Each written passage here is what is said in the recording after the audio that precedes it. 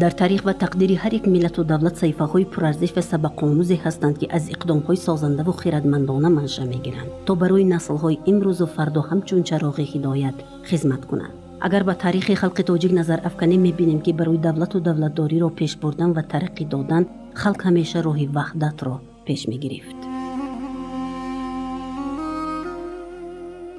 مردم تاجیک از ازل با سه جوهر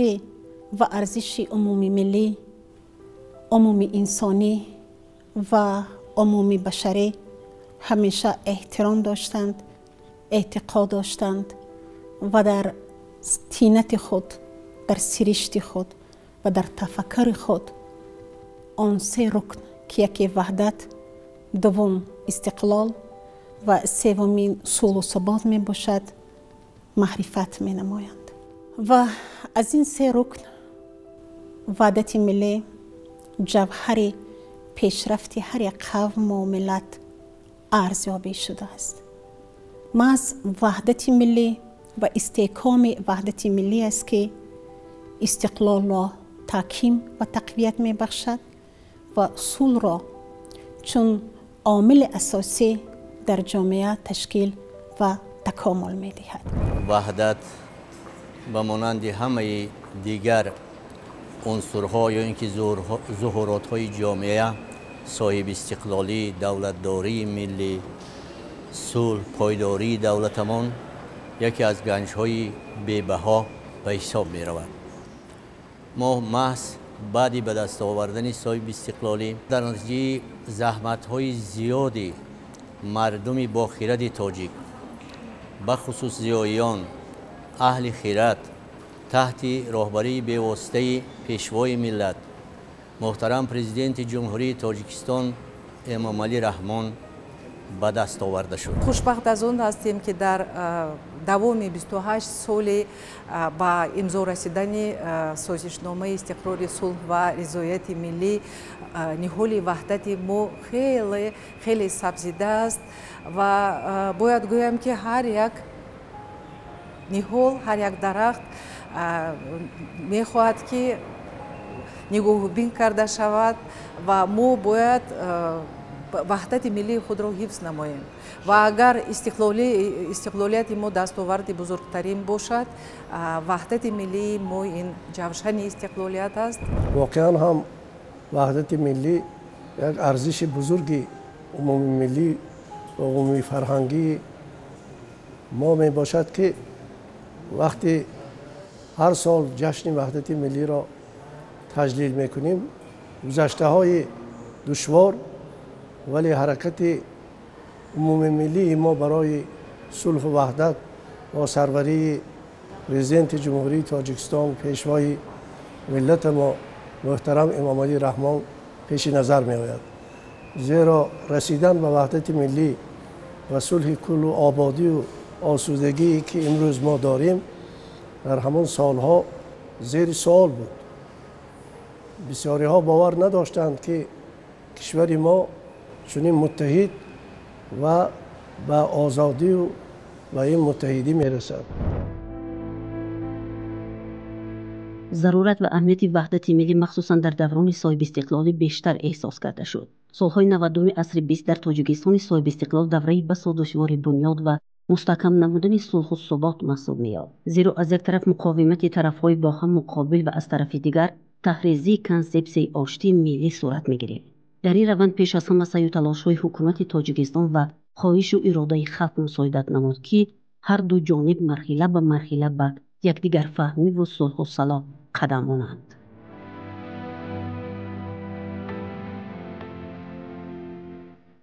در دولتداری نوین تاجیکان وحدت ملی ما ریشه پیوند اصیل دارد با کارنمایی‌های بزرگمنشانه اساسگزار صلح و وحدت ملی پیشوای ملت محترم امام علی رحمان. و همگان معلوم است که بعد از جنگ تعمیلی پیشوای معظم ملت چون قطب نمای روشنی زای و سفیر صلح و وحدت با اراده خسته‌ناپذیر، با یک احساس بلند و فرهنگ تحملگرایانه، با عزم قاطع و با باوری و با تکیه بر خلاقیت خلق خیراندیش تاجیک به ملت تاجیک و به مردم تاجیک جوهر اصیل اصالت ملی ما،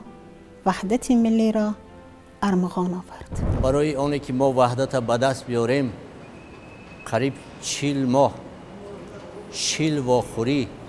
و 21 سند معیاری حقوقی قبول کردیم که با واسطه این سندهای معیاری حقوقی که در افغانستان و تاجیکستان و قزاقستان و مسکو و تهران به دست آورده شد، زمینه های حقوقی آن را معین کنیم. البته وحدت ملی با تشبس ها و ابتکارات، تدبیرهای اندیشیده سرور دولت، پیشوای معظم ملت پرزیدنت کشور جناب عالی محترم امام علی رحمان و خرد ازلی مردم ما به دست آمده است. در این راه سرور دولت، پیشوای معظم ملت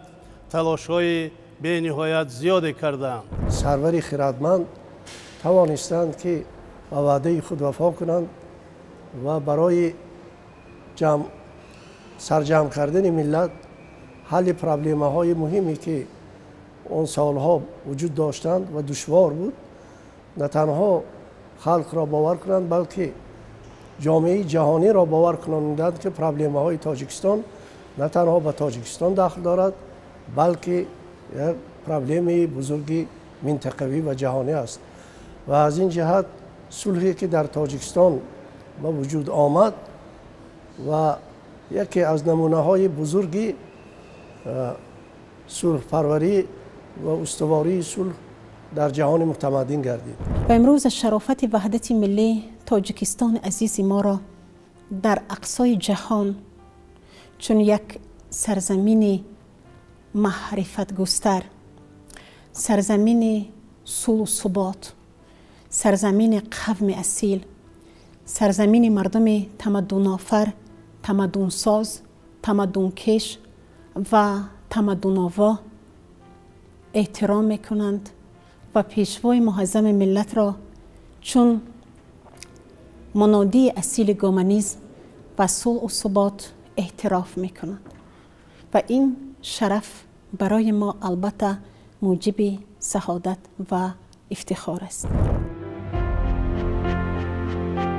بدون وحدت ملی به رشد اجتماعی و سیاسی، اقتصادی و فرهنگی رسیدن امر محال بود. خوشبختانه در اجلاس 16 شورای عالی تاجیکستان که سال 1999 به وقوع پیوست، عقل سالم غلبه کرد و وکیلان مردمی به بخت تاجیکستانیان سرور صلح آفر امام علی رحمان را به سر قدرت آوردند. در چنین شرایط محترم امام علی رحمان با فعالیت رهبری شروع نموده مسئله استقرار صلح و احیای تاجیکستان را در مد اول گذاشت. تشبس بعضی از بدخواهان ملت ما، دشمنان ملت ما که اجرایش دستور و سفارش‌های خواجگان خارجی خود را اجرا می‌کردند، جامعه ما را، دولت ما را، سرزمین ما را بر یک جامعه بسیار متشنج، مرکب که در آن درگیری‌ها، ترکش‌ها، کشتارها و دیگر واقعه‌های بسیار رنگین سر زده بود آورده رسانیدند. می‌خواستند که دولت نو ما تماماً نیست شود از خریطه جهان، ملت ما پراکنده شود و با بخت ما پیشوای معظم ملت محترم امام علی رحمان که قبل از همه مهمتر از همه با محبت بی اندازه‌شون با وطن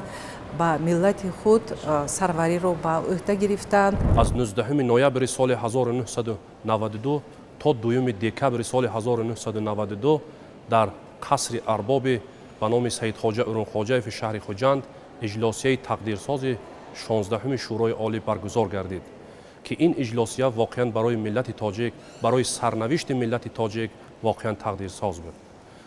و در اجلاسیه 24 مسئله مورد بررسی قرار گرفت. از آن جمله یکی از این مسئله های مهم این مسئله برگردانیدن گریزه ها بود. سرجم نمودن ملت برای متحد نمودن ملت، برای مردم را در راه تأسیس دادن دولت صاحب اختیاری و صاحب استقلالی پابرجا ماندن، شخصیت لازم بود که این کار را عملی نماید و این ابرمرد،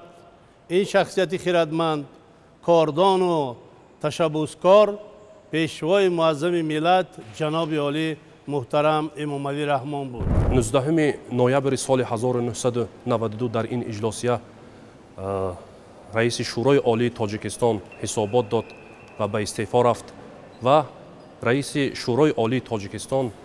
نماینده منطقه کولاب محترم امام علی رحمان پیشنهاد گردید و با آوازدهی 270 وکیل در این اجلاسیه امام علی رحمان مسئولیت امروز و فردای ملت را به دوش گرفت. در اجلاسیه 16 شورای عالی در سراول پرزیدنت محترم کشور برای آرام نمودن وضع سیاسی کشور، برای صلح به دست آوردن از منبر اجلاسیه 16 شورای عالی برآمد نمودند و تمام وکیلان این اجلاسیه را برای صلح و وحدت ملی دعوت نمودند. من بعد تحت رهبری بیواسطه این شخصی با خیرت ما توانستیم که 27 ایون سال 1997 شرطنامه صلح، استقرار صلح و وحدت را ببندیم و این شرطنامه توانست که من بعد برای معتدل گردیدن حیات سیاسی، اقتصادی، اجتماعی کشورمان مساعدت کند. در به دست آوردن صلح نمایندگان تشکیلات‌های بین الخلقی نیز اشتراک داشتند، از جمهوری‌های همسایه، از دیگر جمهوری‌ها در مذاکرات صلحی تاجیکان اشتراک می‌نمودند و این یک تجربه صلحی تاجیکان برای دیگر جمهوری‌ها، برای دیگر تشکیلات‌ها و برای دیگر دولت‌های جهان یک تجربه گردیده است. بعدی با موفقیت الوفصل گشتن نیروهای داخلی تاجیکستان نه تنها دولت صاحب استقلال گشت، بلکه اعضای کامل حقوق جامعه جهانی گردیده، عضو بزرگترین سازمان‌های مالیوی و اقتصادی جهانی گشته، با دولت‌های دور و نزدیک مناسبت‌های دیپلماتیک و تجارتی اقتصادی برقرار نمود و این نتیجه سیاست وحدت آفرین سرور دولتمان بود که در وطن عزیزمان دوره نوی زندگی، دوره سازندگی و بنیادکاری آغاز یافت. تأسیس دادن و فعالیت کمیسیه آشتی ملی، با وطن برگرداندن گریزگان، با راه ماندن فعالیت واسطه‌های اخبار عامه و دیگر و رادیو و تلویزیون که آنها برای رسیدن به وحدت ملی نیز کمک زیاد کردند و همچنین قبول کنستیتوسیه از طریق رایپرسی عمومی خلقی و با راه ماندن پایه ها و اصلهای اصلی ترین و در عرصه بین المللی عمومی اعتراف شده دولت دموکراتی حقوق بنیاد و دنیوی را که از نگاه کنستیتوسیونی مستحکم کردن، این همه تدبیرهایی هستند که سرور دولت بهر رسیدن به وحدت ملی اندیشیدند. در زمینه همین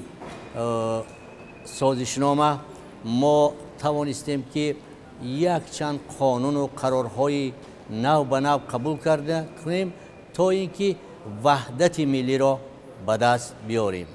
امروز به دل پر گفته می توانیم که رشد من بعده همین دولتداری ملی تاجیکان محض به شرافت وحدت حتی صاحب استقلالی دولتمان پایدار و استوار گشت. وقتی که ما به شهر دوشنبه اومدیم ماه ینور سال 1993 در شهر دوشنبه یگان مقامات دولتی، نه مقامات های حاکمیتی دولتی، نه حفظ حقوق، نه قدرتی و نظامی کار و فعالیت نمی کردند. یکی از تدبیرهای مهم اندیشیده سرور دولت این براه ماندن فعالیت معتدل و پرثمر مقامات های حاکمیت دولتی، حفظ حقوق، سودی، قدرتی و نظامی بود که این مقامات ها توانستند جامعه ما را به وحدت بیارند، جامعه ما را تشبوس های سرور دولت را در راه اندازی نمایند و تینجی و آرامی و صلح و ثبات را در کشور ما تأمین نمایند. بعد از آن که در ماه دکبر سال 1996 پرزیدنت کشور با نمایندگان مخالفین ملاقات نمودند، این ملاقات مذاکرات های هیئت های دو جانب را تیزانید و در یک مدت کوتاه چندین مرحله های مذاکرات پس سر شد و نهایت در ماه ایون سال 1997 از 24 تا 27 ایون دور خاتمه مذاکرات در شهر مسکو برگزار گردید و در آنجا سازشنامه عمومی استقرار صلح و وحدت ملی بین حکومت جمهوری تاجیکستان و مخالفین امضا شد. پس از انجام سازشنامه صلح به وطن برمیگشت، هنگام از هواپیما فرود آمدن او با یک اعتبار و صمیمیت دستانش را به مردم که این یک چی بود، فضل شادباشی بود، یک دستاورد بزرگ از سازشنامه استقرار صلح و وحدت ملی بود و استاد لایق شیرالی گفته بود که رحم پروردگار ما آمد، نور حق بر دیار ما آمد، جنگ بنیاد سوز ما بگذشت، صلح دیر انتظار ما آمد. баъди ноил шудан ба сулҳу салом президенти мамлакат бори дигар ба ҳамватанонамон муроҷиат намуда таъкид доштанд ки бо назардошти ин рӯҳияи илҳомбахш ва иттиҳоди ҷовидонии миллат айни муддаҳост ки рӯзи 27 июнро дар кишварамон рӯзи ваҳдати миллӣ эълон намоем ва ин санаи фархондаро ҳар сол ба таври умуми халқӣ ид кунем. дар ин асос ҳар сол мардуми кишвар ин рӯзро ҳамчун ҷашни миллӣ таҷлил менамоянд ва имрӯз мо дар арафаи 28-умин солгарди рӯзи ваҳдати миллӣ қарор дорем.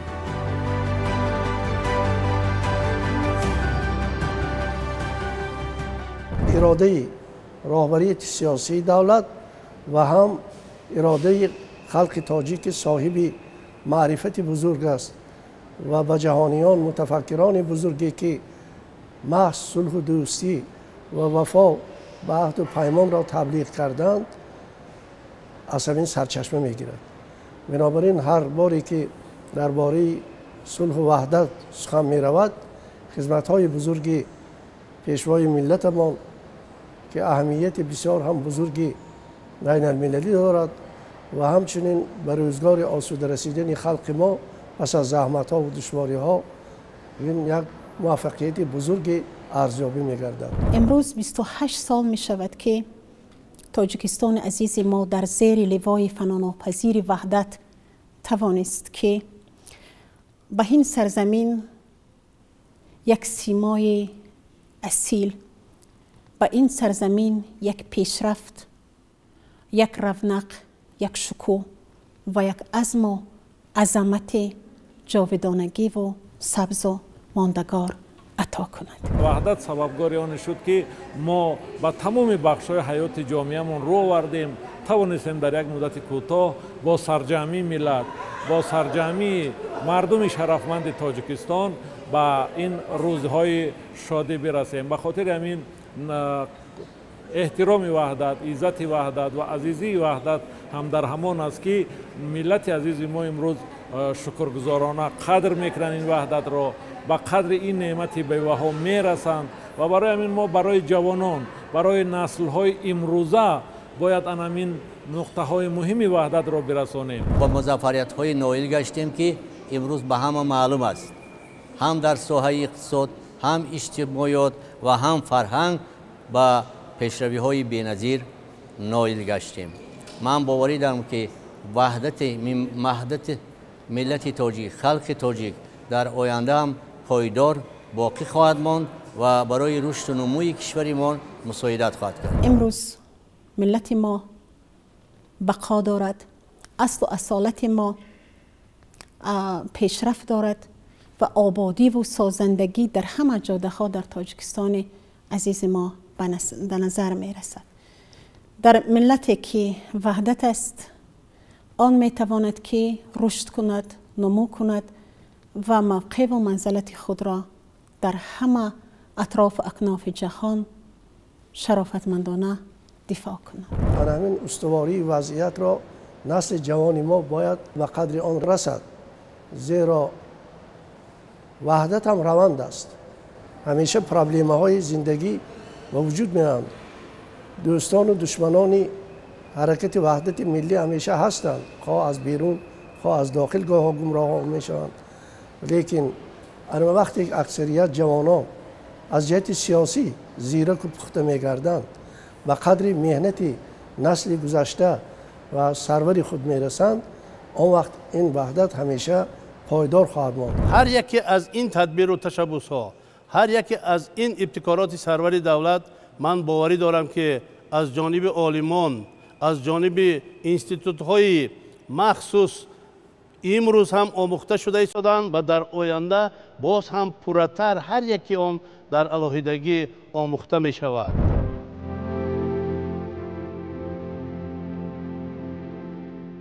امروز با افتخار گفته می توانیم که تجربه تاجیکستان در مسئله در فاصله کوتاه تاریخی خاموش کردن نزاع شهروندی در دنیا کم به نظر می رسد. منفعت جویی ابرقدرت‌ها ما را وادار می سازد که به طور منتظم و مقصدناک ترغیب و تشویق نمودن غایه وحدت ملی و صلح و ثبات را امر ضروری و حیاتی حسابیم.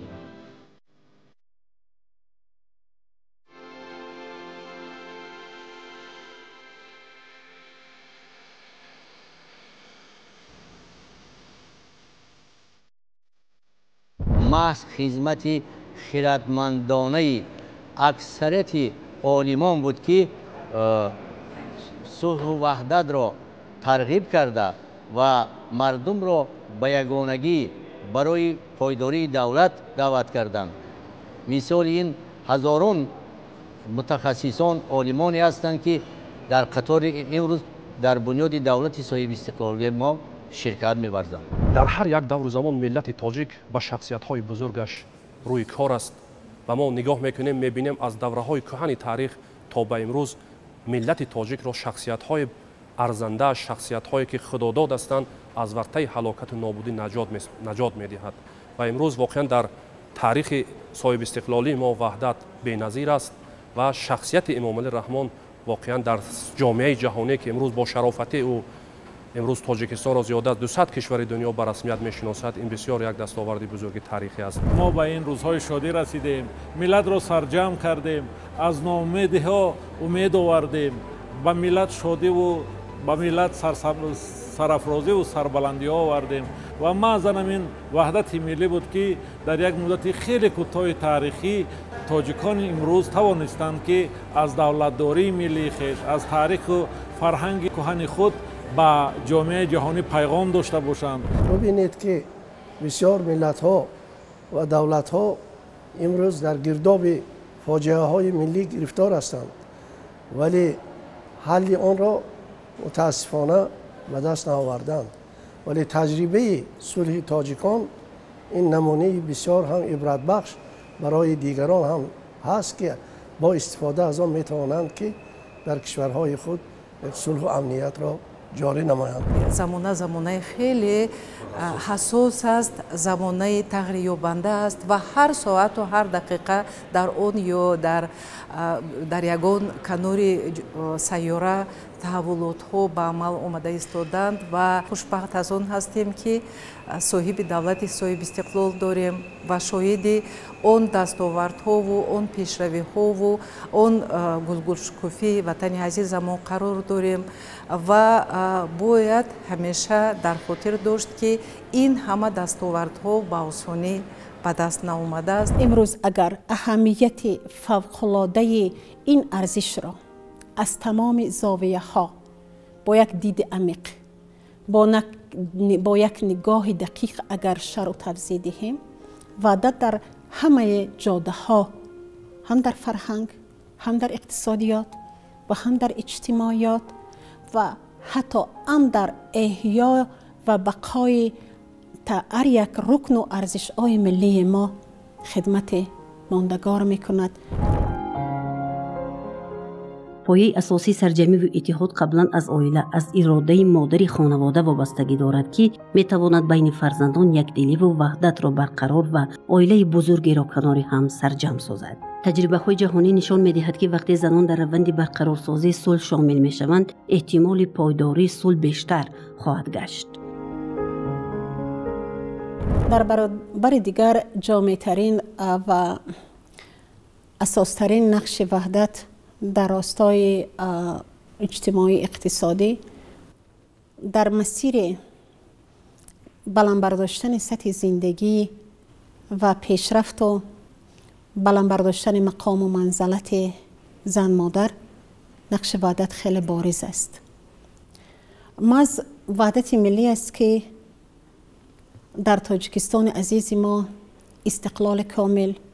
استقلال واقعی پابرجاست و امروز زنان چون قوه پیشبرنده جامعه، چون بزرگترین فشنگ حرکت دهنده ملت، از شرافت وحدت مقام و منزلت خاص را احساس کردند و حفظ کردند. زندگی شایسته و زندگی خوشبختانه ما است. این خنده کودکان، این اویله های خوشبخت آماده کردن و با زندگی آینده آماده کردن جوانان، این تحصیل و صاحب کسب و هنر شدن جوانان و نورسان و زندگی شایسته ما سابقه‌داران مهنت است که این همه وحدت این گفتگوی و سازندگی و بنیادکاری است. در همه دور زمان مادر تاجیک کمر همت بر میان می‌بست تا که در برابر مردان برای یکپارچگی، اتحاد و ثبات و وحدت و سعادت فرزندان خود تلاش‌های بی‌دریغ ورزد.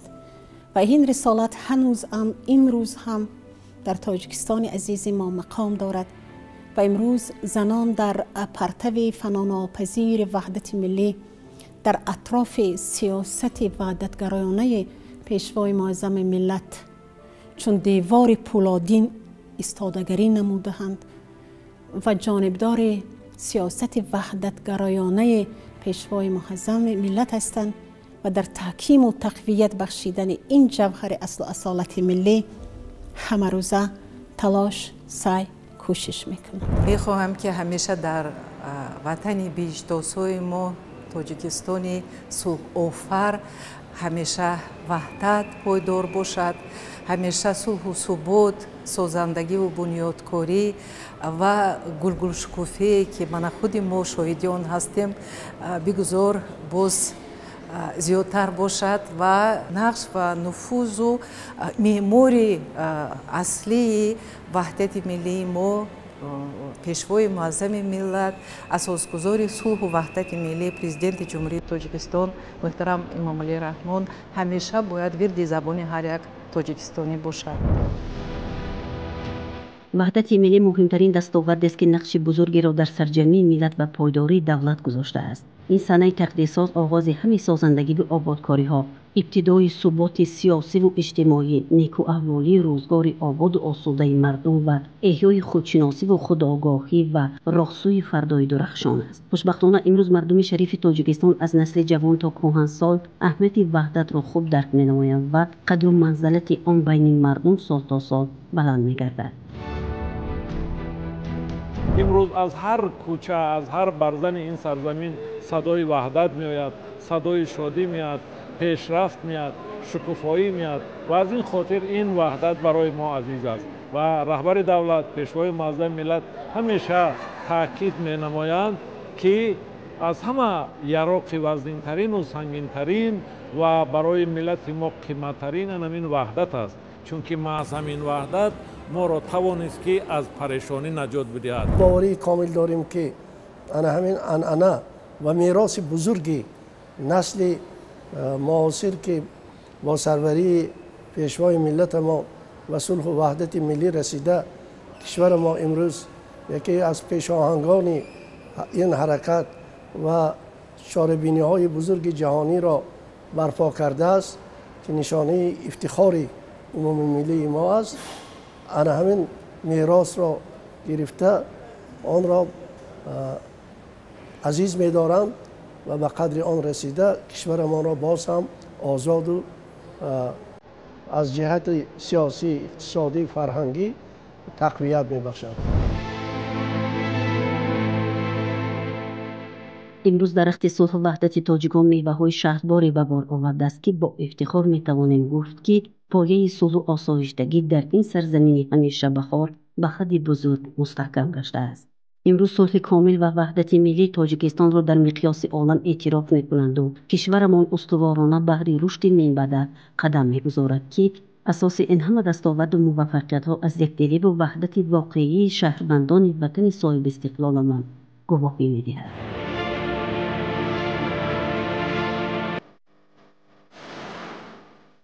سوختن، بگداختن آسان نبود. این وطن را ساختن آسان نبود. این همه آرایش از خون دل است. خانه را پرداختن آسان نبود. بعد خون پنجه های باربد چنگ نو بنواختن آسان نبود. چون سیاوش خیش را با ننگ و آر بر علاب انداختن آسان نبود. سر بدار و پای در زولانه ماند. بی سر و پا تاختن آسان نبود. 100,000 آثار فرهنگ و هنر همچو جان باختن آسان نبود. خاکش از اشک نیاگان خرم است. خاکش از اشک نیاگان خرم است. این وطن را ساختن آسان نبود. این وطن را ساختن آسان نبود.